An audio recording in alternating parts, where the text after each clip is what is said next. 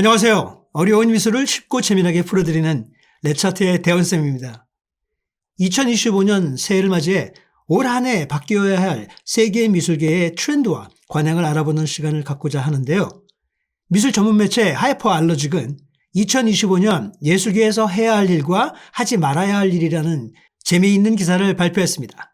그래서 해당 내용을 바탕으로 저의 생각을 덧붙여 보았습니다. 여러분, 2025년에는 이것 좀 하지 말자라는 주장이 나왔는데요. 첫 번째는 소일 아트, 즉 흙 또는 대지 미술은 이제 좀 사라져야 한다는 주장이 나왔습니다. 이 주장을 읽으며 기사의 맨 앞머리부터 너무나도 유쾌하게 느껴졌습니다. 사실 흙을 이용한 예술과 대지 미술은 1970년대부터 등장한 경향인데요. 2025년에는 제발 이것 좀 하지 말라고 하니까 솔직히 고개가 끄덕여졌습니다. 사실 수많은 작가들이 흙이나 대지를 사용하여 자신의 예술 세계를 표현해 왔습니다. 대표적인 화가는 대지 예술의 아버지 크리스토가 생각나죠. 어느 시기까지는 흙이나 대지를 사용한 조소나 설치미술이 대세로 이 사람 저 사람 모두 건드린 것이 사실입니다. 환경에 대한 문제점을 지적해왔죠. 대표적인 작가들로 테이트 모던 터바인 홀에서 수백 개의 나무 화분에 런던시에 수백 가지의 흙을 퍼다 담은 아브라함 크루즈 빌레가스가 있고요. 금년에 리움에서 첫 개인전을 할 피에르 위그도 소일 아트와 대지 설치 미술을 소개했습니다. 그 외에도 우리나라의 이목상 작가의 여기 일어서는 땅이라든지 흙의 소리도 한국을 대표하는 흙과 대지를 사용하는 작품들이죠. 또한 작가 김구림의 잔디를 태우는 작업도 있죠. 그리고 해외에서는 디네오세시 보파와 제2의 크리스토라고 알려진 로버트 스미슨도 환경대지 미술이나 흙을 사용한 작가입니다. 사실 흙예술을 대표하는 월터 드 마리아의 다음 작품을 보면 무언가 중요하고 묵직한 주제를 보여주는 듯하지만 대중이 보면 성의 없는 환경 응원원자의 메시지로밖에는 보이지 않습니다. 그래서 2025년에는 더 이상 흙을 통해 환경적이라는 사실을 증명할 필요가 없다는 게 대부분의 평론가들의 의견입니다. 이렇게 수십 년을 뻔하게 표현해온 흙예술은 유행도 지난 것 같다는 입장이죠. 오히려 새로운 방식으로 환경을 이야기하는 그런 미술이 필요하다고 느낍니다. 다음은 도예가가 아닌 예술가들의 조잡한 작품들은 걸러져야 한다입니다. 최근의 도예 작품들을 보면 일반적으로는 좋은 의도를 가지고 매체를 실험하려는 예술가들의 작품도 있지만 이런 평범한 도자기 형식에는 기술이 필요한 것도 아니고 누구나 도전할 수도 있기도 하고 새로운 실험에 도전해야 하는 것도 아니라는 것입니다. 개인적인 의견이지만 세기의 예술가 파블로 피카소의 도자기 작품들이 좋은 예라고 생각합니다. 그의 작품들은 물론 세계 최고라고 평가를 받고 있죠. 왜냐하면 큐비즘이라는 혁신을 만든 대표 주자이니까요. 하지만 그의 수많은 도자기 작품들은 우리가 원하는 독창성이 떨어져 보입니다. 그냥 그릇에 그의 화풍을 그린 것뿐이죠. 그는 세계 최고의 화가였지만 세계 최고의 도예가는 아니라는 것입니다. 세 번째는 난해한 미술 용어의 사용도 이제 그만할 때가 아닌가요? 작가의 사변적 미래주의의 작품은 파열의 실천을 위한 촉매제다. 이 문장에 손가락이 오그라드는 느낌이 드시진 않나요? 사실 미술계는 예전부터 오랜 기간 도저히 인간으로서는 알아듣기 힘든 용어로 자신의 작품을 설명하거나 작품에 대한 해설과 비평을 쏟아냅니다.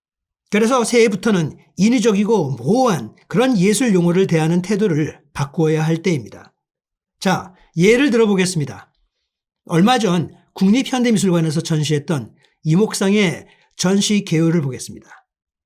전시 소개에는 지금까지 너무나 흔히 보아오던 문구들이 많이 보이는데요. 예를 든다면 그에 연관된 주요작들은 작가의 예술 세계의 본질을 보다 확장된 맥락에서 읽게 한다 라는 글귀가 눈에 들어오는데요. 땡땡땡의 본질이라든지 확장된 맥락 등등 무엇을 말하는지 어렵게 느껴집니다. 뭔가 있어 보이려거나 아니면 애매모호하게 말해서 의미를 명확하지 않게 하는 것 같습니다. 그 외에도 문명사적 문제들과 맞닿아 있다 라든지 은유적 리얼리즘이라는 표현이 타당한 이 시기 작품들에서 자연 풍경은 인위적인 힘에 의한 변경, 왜곡을 겪고 있다 라는 말에서도 도대체 이 단어들이 어디서 왜 튀어나왔는지 이해가 되지도 않고 무슨 말인지도 상상이 안 됩니다.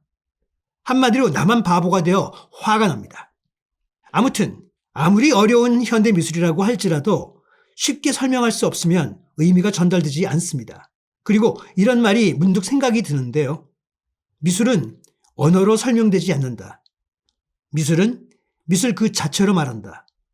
여러분 생각은 어떠신가요? 네 번째, 여러분, 금박을 사용한 미술은 어떻게 생각하시나요? 케이크나 초밥에 올라가 있는 금박도 그리 잘 어울리지 않는데 미술 작품에는 어울릴까요? 미술계 사람들은 금박이 반짝일수록 작품이 좋아 보이지 않는다고 입을 모아 말합니다. 물론 클림트 같은 화가의 예외도 있긴 하죠.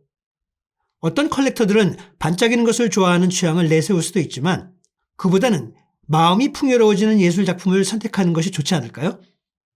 다음은 네온 아트가 사라져야 할 때인데요.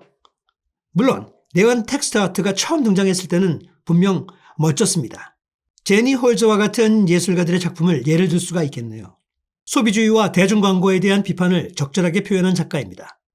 하지만 2025년에 이러한 네온 아트를 하는 것은 트렌드에 상당히 뒤처진 것이라고 생각합니다.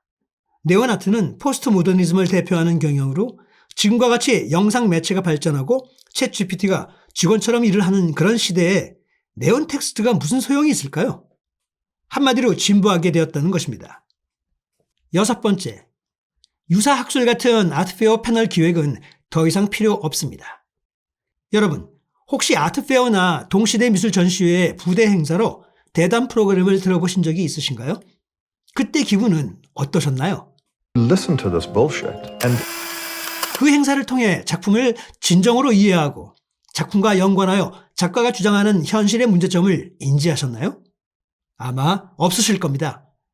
아트페어 중에 패널 토론을 주최하고 이와 유사하게 의미 없는 프로그래밍을 하는 것은 돼지에게 드레스를 입히는 것과도 같다고 하이퍼알러직은 신랄하게 비판했습니다.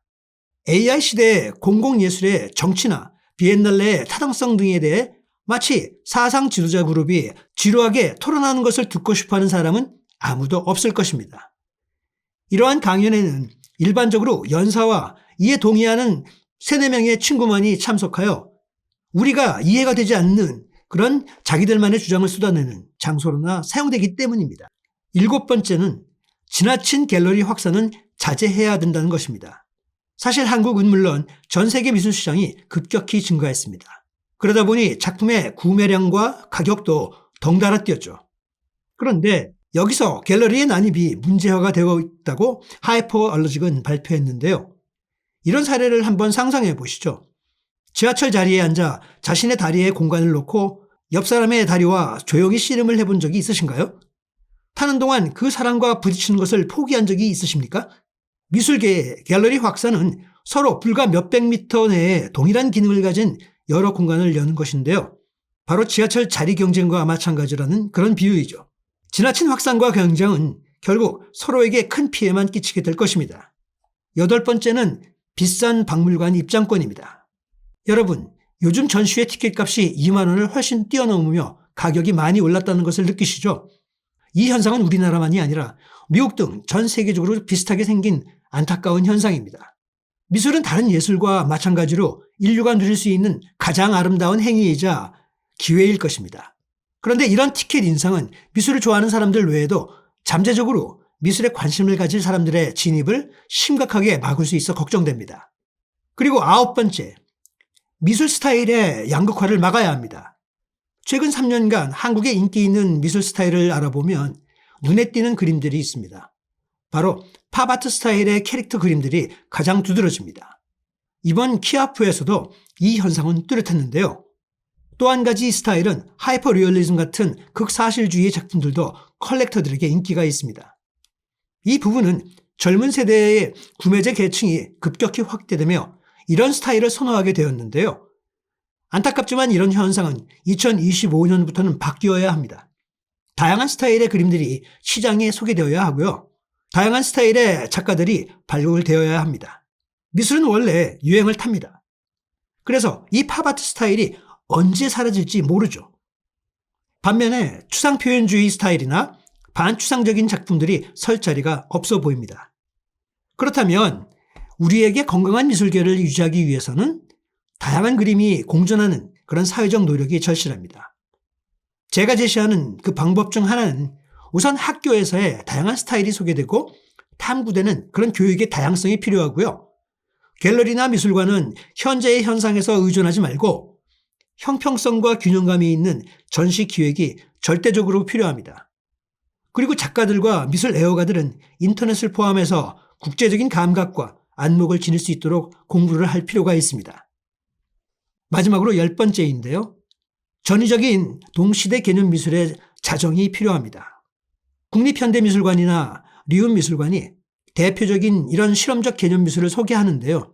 저와는 달리 아직도 많은 사람들이 어려워하고 헷갈려하며 심지어 분노를 표합니다. 충분한 교육 자료나 기회를 제공하지 않고 이런 어려운 고난도의 미술을 소개하면 역효과가 발생할 수 있습니다. 최근에 이런 전위적인 개념 미술을 살펴보면 미술을 전공하고 지금까지 해오고 있는 저도 당황스러울 때가 많은데요. 이 부분은 작가는 물론 미술관의 책임이 큽니다.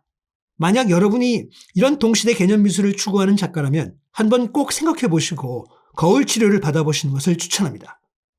꼭 요즘의 개념 미술이 대세이니까 있어 보이려고 아는 척하려고 시도하고 기획하시는 건 아닐죠.